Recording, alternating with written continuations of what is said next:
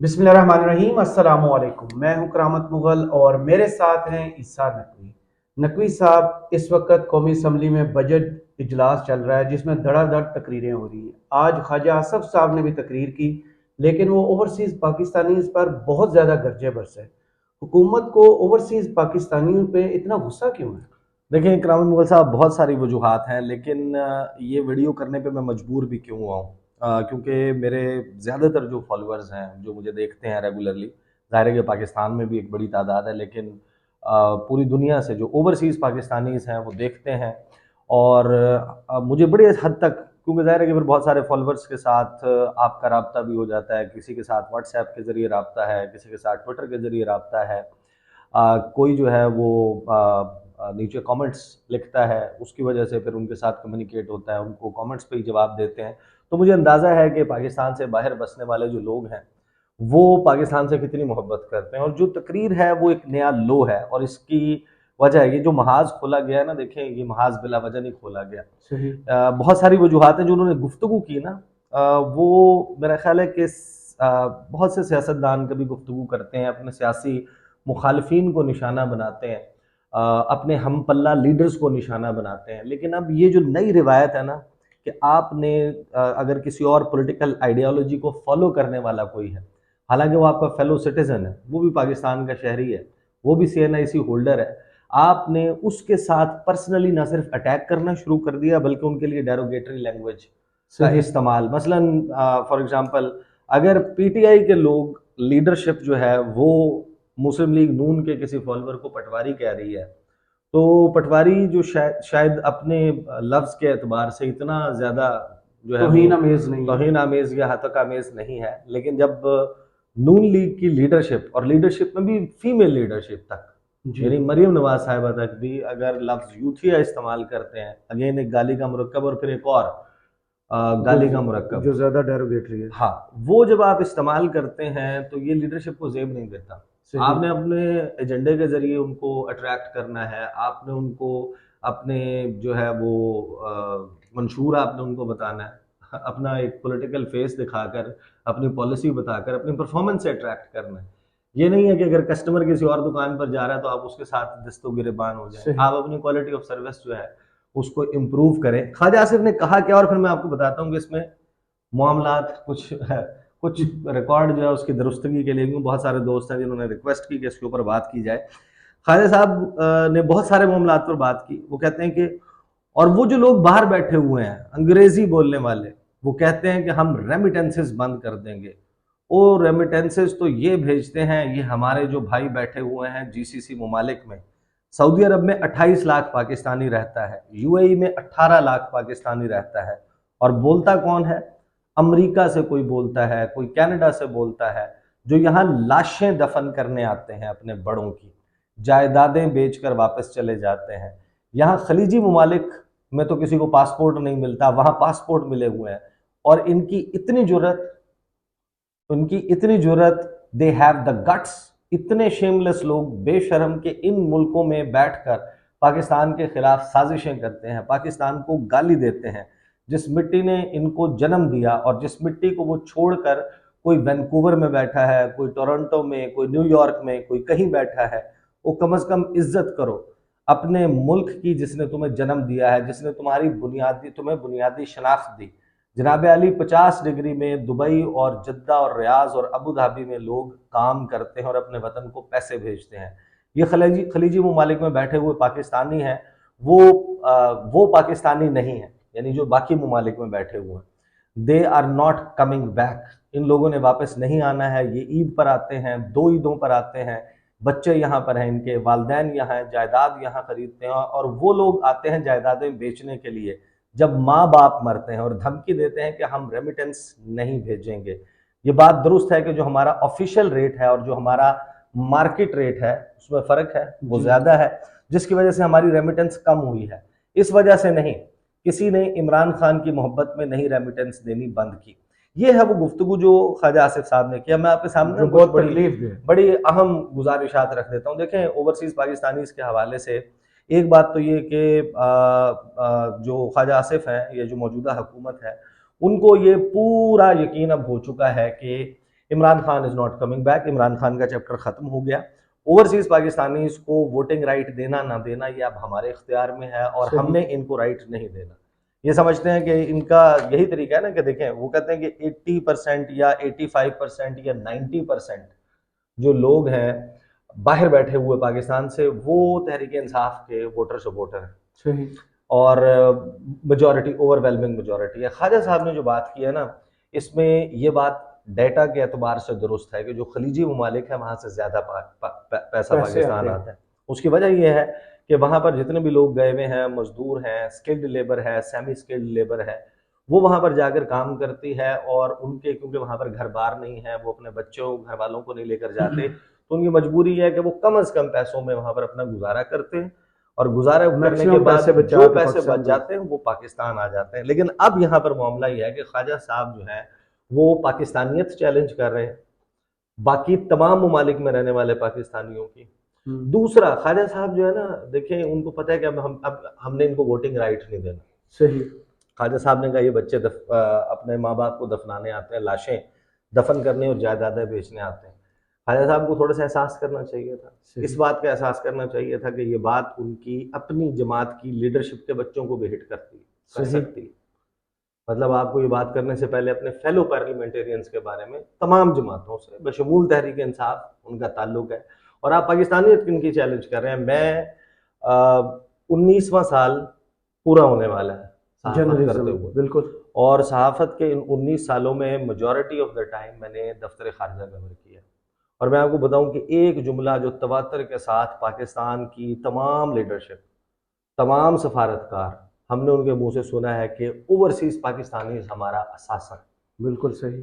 ख्वाजा साहब को अंदाजा ही नहीं है पोटेंशियल का। एक तरफ चले, इमरान खान को आप नहीं मानते, आप तहरीक इंसाफ को नहीं मानते, तहरीक इंसाफ का आप समझते हैं कि चैप्टर क्लोज हो गया, लेकिन तहरीक इंसाफ की क्या सारी बातें गलत होंगी? आपकी जहन के मुताबिक भी क्या सारी बातें गलत होंगी? एक तरफ खान साहब कहते हैं कि जनाब 10,000 डॉक्टर है अमेरिका में, उसकी जो वर्थ है वो 200 अरब डॉलर है, बिल्कुल 200 बिलियन डॉलर्स, और आपके ऊपर टोटल कर्जा इससे कम है। आप उनको अट्रैक्ट करें इन्वेस्टमेंट के लिए, फिर वो बाकी जो 1 करोड़ पाकिस्तानी हैं उनके बताते हैं कि जनाब उनके इतने असासे हैं, आप पाकिस्तान को इन्वेस्टमेंट फ्रेंडली बनाएं। और यहाँ पर एक अपनी तकरीर के लिए, अपना गुस्सा उतारने के लिए, अपना स्कोर सेटल करने के लिए ख्वाजा साहब जनाब ये कुछ चीज़ें कर रहे हैं। ये आपको अंदाज़ा होगा कि हम ये कार्रवाई कर रहे हैं पासपोर्ट, और फिर आप अंदाज़ा लगाएंगे कौन से ख्वाजा आसिफ साहब जी। जो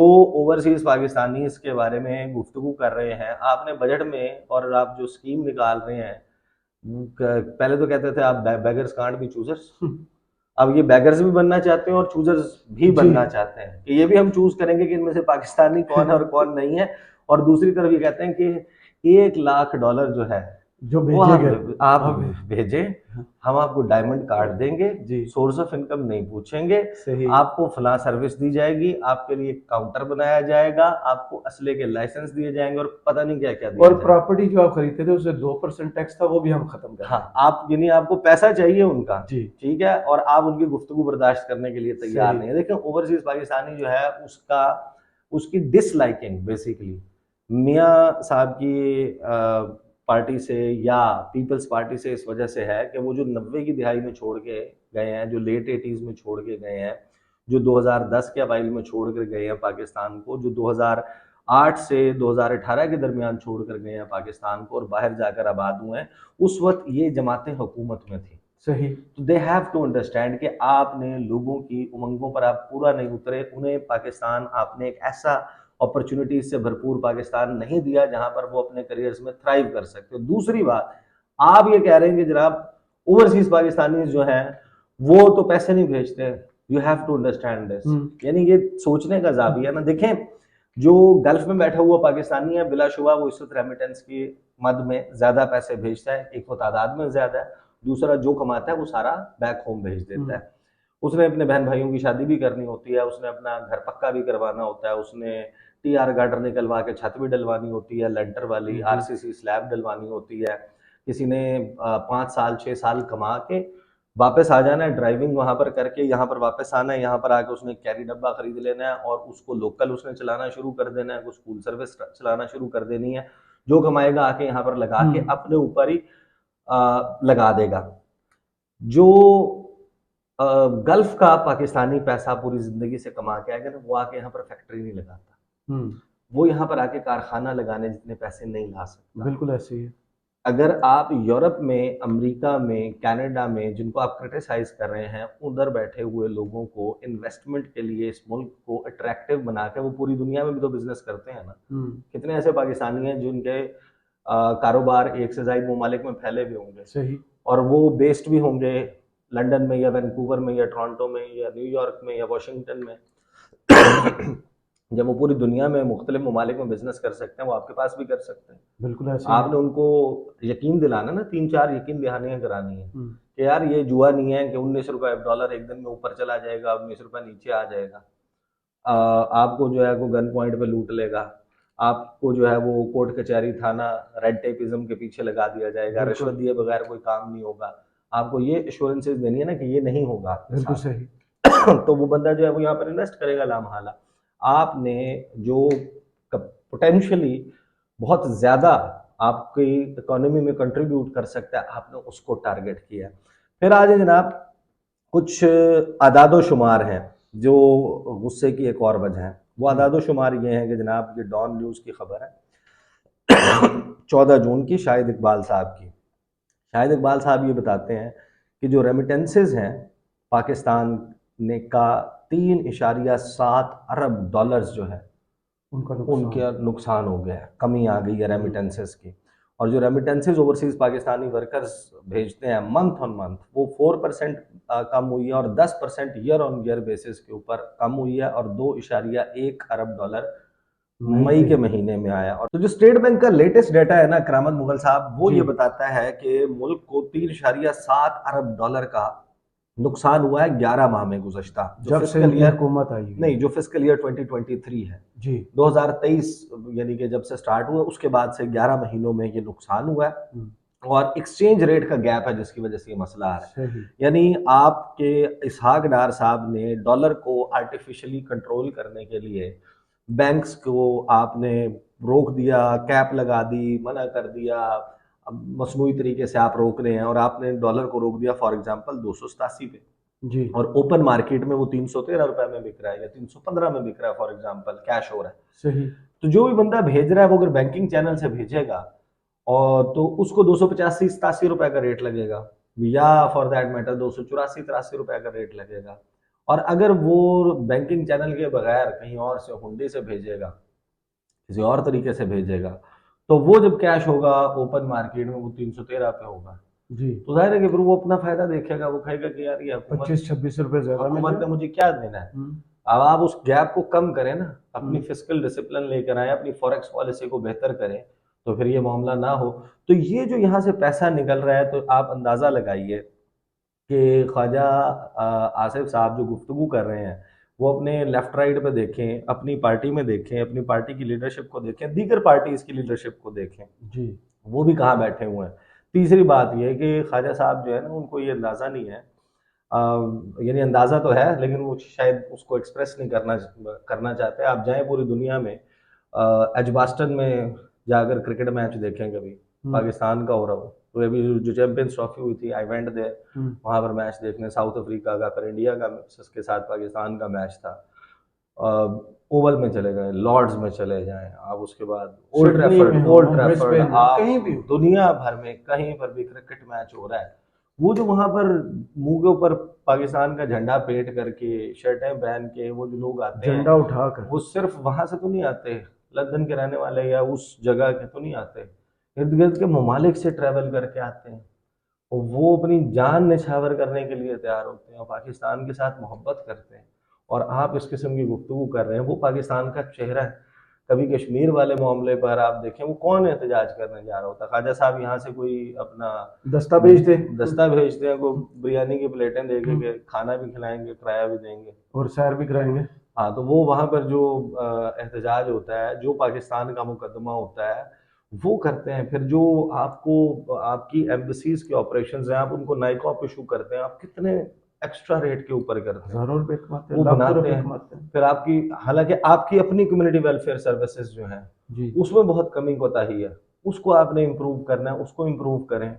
लोगों को आप अपनी तरफ अट्रैक्ट करें, आप उनको रिपेल कर रहे हैं, नफरत का इजहार कर रहे हैं। किसी और सियासी जमात से अगर किसी शख्स की वाबस्तगी है तो इसका ये मतलब नहीं है कि लीडरशिप के लेवल पर एक हकूमती वजीर होते हुए आप किसी पाकिस्तानी से नफरत का इजहार नहीं कर सकते। बिल्कुल सही। इस वजह से कि उसकी पॉलिटिकल आइडियोलॉजी डिफरेंट है। अगर 5% भी आपके साथ है 100 में से, तो फिर भी आपका ये बनता रवैया। आप आप अंदाजा लगाइए कि उन्होंने जो गुफ्तगू की है, जब वो ओवरसीज पाकिस्तानीज की बात कर रहे हैं, अमेरिका की, कनाडा की, यूरोप पूरे की। यूरोप की, बरतानिया की, चले मान लें कि हम कह लेते हैं कम से कम कर देते हैं आपके सपोर्टर्स को, 5% तो होंगे ना। आपने अपने 5% को भी कहा कि ये वो है जो उनको भी गाली दी जो आपने। लाशें दफनाने के लिए आते हैं, जायदादें बेचने के लिए आते हैं। आपको अंदाजा ही नहीं है कि कौन से कितने ओवरसीज पाकिस्तानी है जो यहाँ पर वेलफेयर का काम कर रहे हैं, और इन ममालिक से उनका ताल्लुक है, जीसी से नहीं है। इक्वली आप ट्रीट करें, चाहे वो एक लेबर है, सेमी स्किल्ड लेबर है जो जीसीसी में काम कर रहा है, गल्फ कॉपरेशन काउंसिल के जो ममालिक हैं जो यूरोप में काम कर रहा है, कोई कम पैसे भेजता है या ज़्यादा पैसे भेजता है, वो उसकी डिग्निटी को तय करने के लिए आप इस्तेमाल नहीं कर सकते। नेशनैलिटी को भी कितना और जब कितना वो हमारे यहाँ नेशनल है। कहते हैं कि अगर दरिया के दूसरी तरफ खड़े होकर कोई शख्स आपको गाली दे तो आप उसका कुछ नहीं बिगाड़ सकते हैं। तो वही ख्वाजा साहब ने किया है कि ख्वाजा साहब ने जब ये तय कर लिया हुकूमत ने कि उनको वोटिंग राइट नहीं देना, जहाँ पर वो अपना गुस्सा निकाल सकते थे, तो अब ख्वाजा साहब बड़ा सीना चौड़ा करके जो मर्जी कहते। मेरे ख्याल में कुछ गलत चीज़ खा ली थी आज उन्होंने। बहुत शुक्रिया ईसा नकवी साहब आपके तजिए का। कमेंट्स बॉक्स में ज़रूर बताइएगा ये वीडियो आपको कैसी लगी। इजाज़त दीजिए। अल्लाह हाफिज़।